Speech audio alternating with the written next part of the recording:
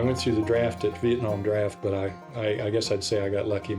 They was taken up to number up to 200. My number was 202. I never served the country, but I appreciate what every one of our veterans went through. Yeah, I did not serve myself, but I served those who did serve.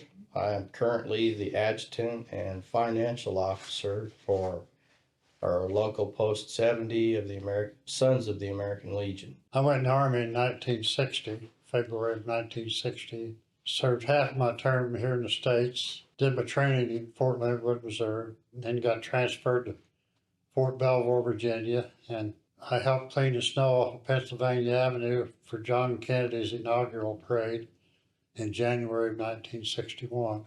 And then I went to Germany and served a year and a half over there. I did German-American relations over there. I would go to a small town and build a football field or level off for a new schoolhouse building and stuff like that. There was two of us we did it all with a dozer over there. Two of us would go to jobs and they would put us up in their houses and feed us, and we would just furnish the equipment and the labor and the fuel and do jobs for small towns in southeast Germany. I volunteered to go to service, and that's what I asked for, to be a heavy equipment operator.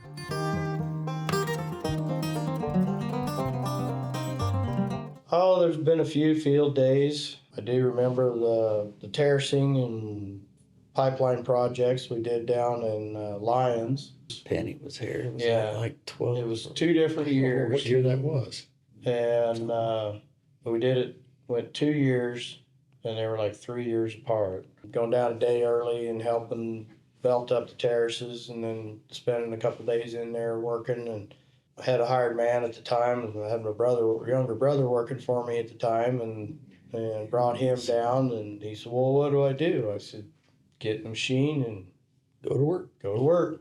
I said, if you don't know what's going on, there'll be somebody to tell you what to do. And got to do some different types of terraces. I mean, I pretty much basically build level terraces, and that's exclusively what we do in our area.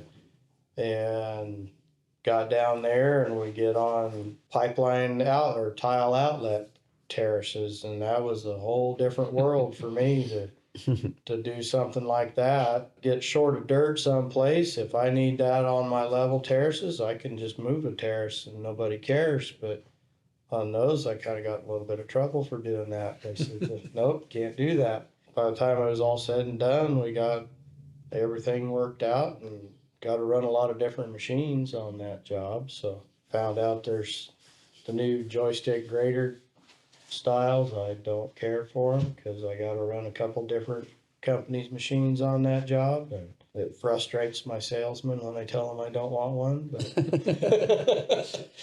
But You're just old school, that's all. yeah, I don't have any trouble running the levers in the grader. The stuff that I got to do at the Save Farm, and I missed out on the big one, but I got to go in and spend 2 days doing the preliminary work at the Save Farm north of Riley and tearing out trees, and I got my teeth cut on building my first rock spillway coming off a pond. I've never done that before, but I was silly enough to climb into the big excavator that day, and that's what I did for 2 days.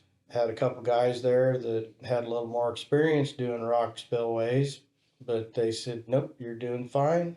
Keep after it. And I said, I don't know what I'm doing. They said, make the water go that way. So I did. Saved a couple fish in the process, because where the dam was running over, there was a big pool of water below it, and I got to filling that back in with dirt and figured out there was something moving down there in the water, and there was a couple 5 or 6 pound catfish in there. Scooped them up, put them back in the pond. The Save Farm, north of Manhattan, is a outfit that's helping the soldiers learn farming and farming techniques. And they've been given a farm, and they had a pond that needed worked on, and we redid the spillway, and we had another place we put a pipe in so they could get between 2 fields. The last day, we were up there 2 days, and the last day, about mid-afternoon, they decided they needed a hedgerow taken out. Well, there was crop in the field, so we couldn't just flip it out and shove it down. We had 2 skid steers and an excavator, so the excavator was taking the trees out and laying them on, and we were going up there with the skid steers and grappling them down. I got a hold of a tree that had a big old long root, and when I went over a bank, it hooked and tipped me over onto it. But it looked bad, but He was laughing when he's doing it. when I got it set back down, everything was fine, and we went back to work.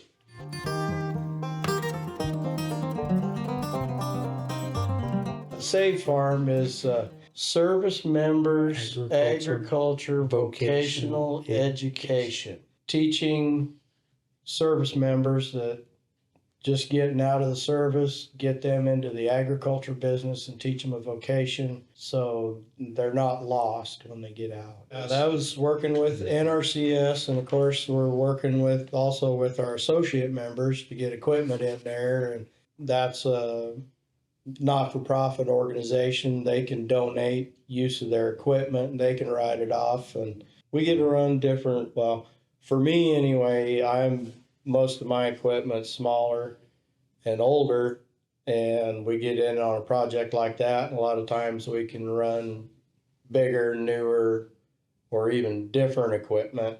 Like on the job down at Riley, I got to run a tractor pulling 2 pan scrapers. I kind of got in on that because nobody else could figure out the second scraper. And I was the only one there that had actually been in one, mainly because through National LICA, we got to go down to Arizona and play around on John Deere's grounds, where I actually got to run a tractor pulling 3 pans. So is that good for just testing out new equipment for you? Yeah, we can test out new equipment. And like I said, with the graders, when we went down to John Deere in Arizona, I got to run their fingertip controls.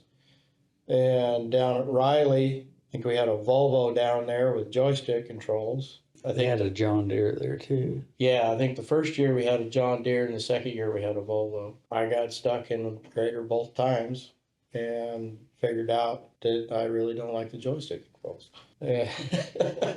After spending a day in them, you pretty much know if you like them or not. You know, even though I didn't serve in the military, helping those guys out and listening to their stories and what they went through, especially these later wars with Iraq and Afghanistan and the stuff they come back with is just, it is something else. And I'm happy to do anything to help them. And on a national level now, we have the KLICA Foundation for Veterans, and we are getting schools started to help train veterans to run heavy equipment. The first graduate has already come out of the school in Lehigh, Pennsylvania, and LICA helped fund his education. Frank Diamino was his name. Anyway, he's the first one to go through the school, and we're starting another one in Rensselaer, Indiana. It was St. Joseph's College, and it had closed down. And through our national vice president, Tony Kane, he came upon this and we're able to secure this campus.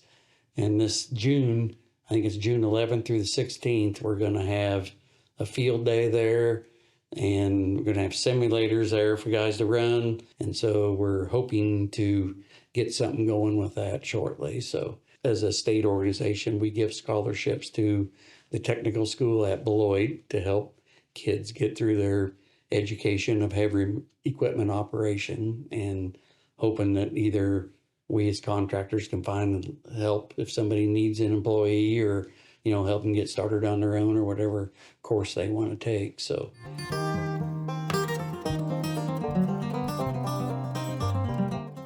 The earliest field day I remember, I think it was 1979 down at Emporia. We were building the pond. I remember Richard Mays was there, and Harry Kane was there, and Dad was there. Marvin Perry. Yep, Marvin Perry. Yep. All and anyway, and I remember, I don't know if you remember, Carl Peoples was the Terex salesman from CMC, Yep. Construction Machinery Corporation. It was pretty laid back. Things were pretty loose back then. You know, there wasn't all this legal stuff you had to worry about, and everybody had a good time. But We did have a good time. yeah, So that was but one- I remember that's we were one of building a our- pond. Yeah, I mean, I remember at Abilene, we were south of Abilene at that Mary Brown Park. We had a field day there, and I remember Orville Juneman was running an excavator, and he was digging a trench, and I was laying pipe. We were putting in a dry hydrant for a fire department. We'd build a pond and then put a pipe in that they could tap into for a real fire and get a tanker load of water real quick. Orville, he was running an excavator, and he was wanting me to put this pipe through there, and I'm hope OSHA doesn't see this now, but I walked in the trench under the excavator. He's sitting on top of me, and I'm in a trench over my head, pulling pipe under the excavator so he could start backfilling. Of course, you had to know Orville and how we talked and everything, but I remember he told Dad, he says, I appreciate how hard your son worked on that deal. He says, by God. But anyway, but it wouldn't fly in today's world. I mean, it wouldn't work anymore. But A couple of field days. The one Jeff talked about was a lot of fun. That one, we had a blast. That one, that was 79 or 80. yeah, I can't I think remember. it was 7. I think it Probably was. 79. I know Glenn Rockers and I had to share a dozer. Glenn was doing the waterway work, and I was doing the terrace, some just gradient terraces. Mhm. And we had a Terex dozer, but they only had one dozer for us because these guys was hogging all the rest of the machines over on the pond. And so we had to share the machine back and forth. It was 2 day. I think it was a 2 day deal, wasn't it? Mhm. Yeah, it was. Two different days, but we had only had so much time to get the work done. So Glenn and I got out there early one morning before everybody got started because we had to share the machine. So he took it first, and then I took it, and we tried to get everything kind of done so that, you know, because he was bringing groups out to tour what we had done. So you had to get so much done so they have something to see, you know. And so we got through that one, but we all had a good time at that one. And then another one we had a lot of fun at was, we had one down here at Wichita, and I think it was That probably, was the town. yeah, and I think it was 04, 03, 04, something like that. Yeah.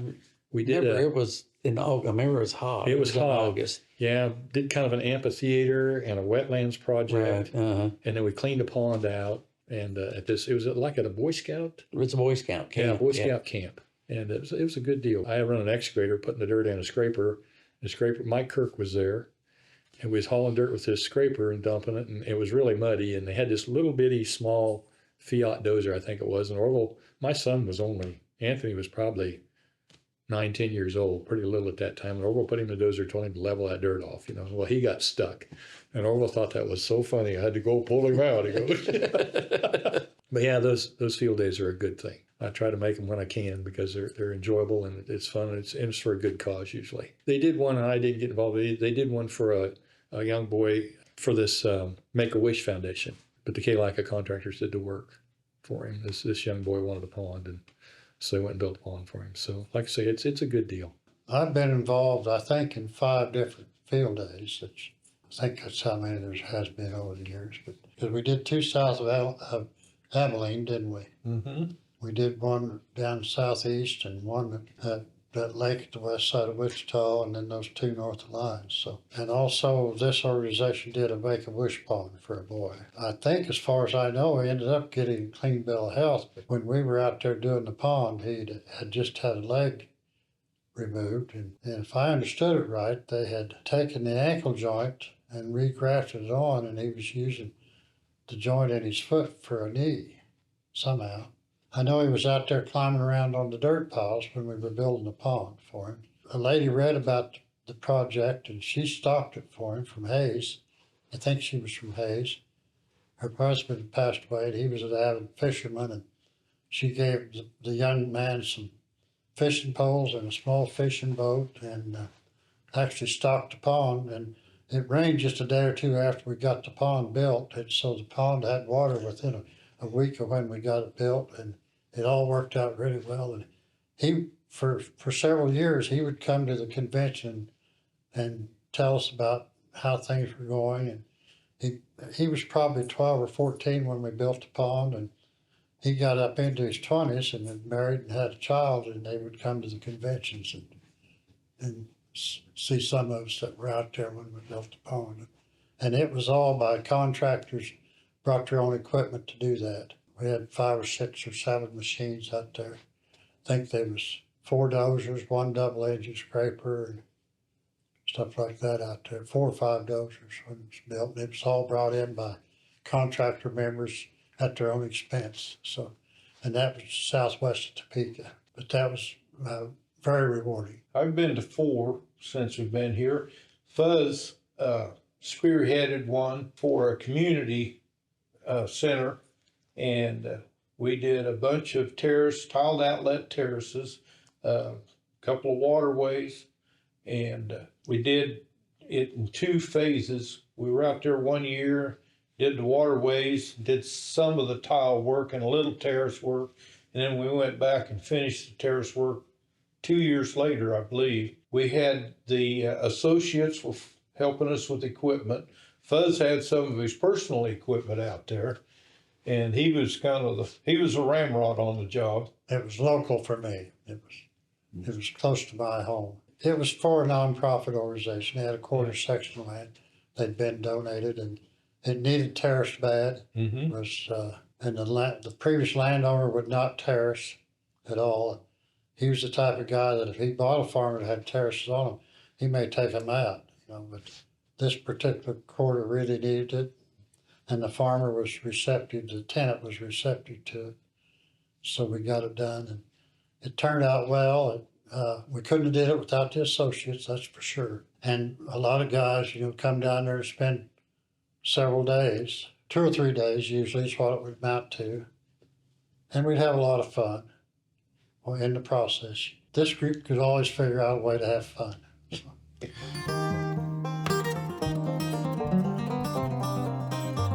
Well, one thing, when Dad passed away, we was meeting with the funeral director, and he asked what we wanted to do for a memorial. Brother knew how much Dad was in KLICA, so he asked if they had a scholarship program. Well, we didn't know whether they did or not, so we called the executive director and said, well, they didn't have one, but they were contemplating putting one in. So we went ahead and left his memorial to that, and they've since developed the scholarship program, and 2 of my nieces were 2 of the first recipients of that. So we're kind of proud we got to get that started. There's a stuff you fill out there, and then they present that to the board, and we approve or disapprove them. And we don't have a set number how many every year, so it depends on what comes in, but we review that every year and approve us. We've had some every year we've sent scholarships to.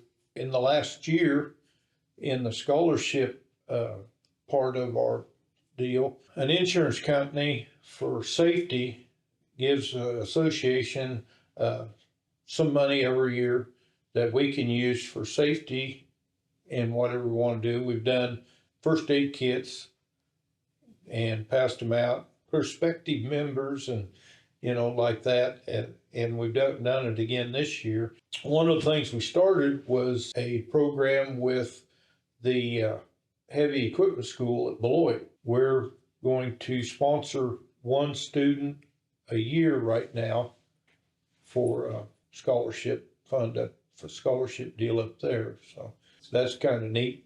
Besides the ones that we do For the other. for the part of our scholarships that we're doing for the kids is for members and members' family. This was kind of an offshoot that we went off to the heavy equipment school to maybe help generate more kids learn how to run equipment safely. The scholarship's been a good deal. It really has. There's scholarships on the national level, but where we have our own state level, it's simplified things some, and it's really been a nice program. The job we did for the community center out at Lyons, that was all Fuzz. I mean, he spent hours between the NRCS people and getting things coordinated and getting things lined up, and we had to have fuel and grease and machinery.